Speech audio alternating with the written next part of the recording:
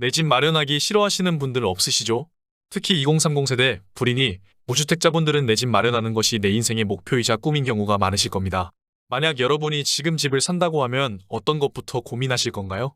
어느 지역, 어떤 집을 어떻게 살지 정말 많은 고민을 하실 거예요. 한정된 자산으로 살기 좋은 곳에서 살며 시세 차이까지 많이 누리고 싶으시죠? 하지만 내 집 마련하기 전 가장 중요하고 가장 먼저 해야 할 것이 있습니다.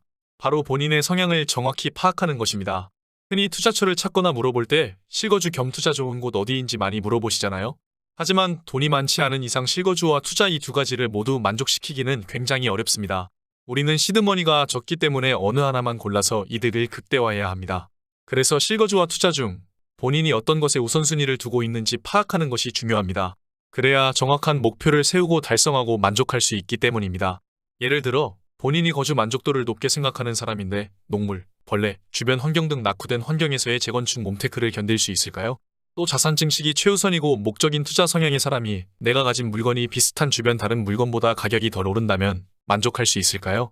앞서 말씀드린 것처럼 만약 본인의 성향을 제대로 파악하지 못했다면 언젠가는 시간과 정신적, 금전적인 피해를 보게 될 것입니다. 저처럼 말이죠. 저는 거주 만족도를 중요하게 생각해 신혼집을 계단식, 방 3개, 화장실 2개인 아파트를 구했습니다. 한정된 시드머니로 조건을 만족시키다 보니 세대수는 적어졌지만 신경 쓰지 않았습니다. 그리고 3천만 원 주고 리모델링까지 했죠. 그 후 시간이 지나 시세 차익이 났지만 근처 비슷한 가격이었던 단지와 가격이 차이가 많이 나기 시작했습니다. 그러면서 시기, 질투, 분노 등 안 좋은 감정이 들었습니다. 그때 알았습니다. 저는 저에 대해 잘못 알고 있었다는 것을 말이죠. 그래서 양도세 비과세 2년을 바로 채우자마자 매도를 했고 투자 성향에 맞게 목표를 세우고 실행에 옮겼습니다. 그럼 성향별로 어떻게 하는 것이 좋을까요? 실거주 성향의 거주 만족도는 사람마다 처한 환경, 취향, 교육 등 우선순위가 다릅니다. 그래서 본인의 우선순위의 순서를 토대로 내 집 마련하는 것이 좋고 그 후에는 예를 들어 작은 평수에서 큰 평수로 가거나 인프라가 좀 더 좋은 곳으로 가는 등 그에 맞는 목표를 잡는 게 좋을 것 같습니다.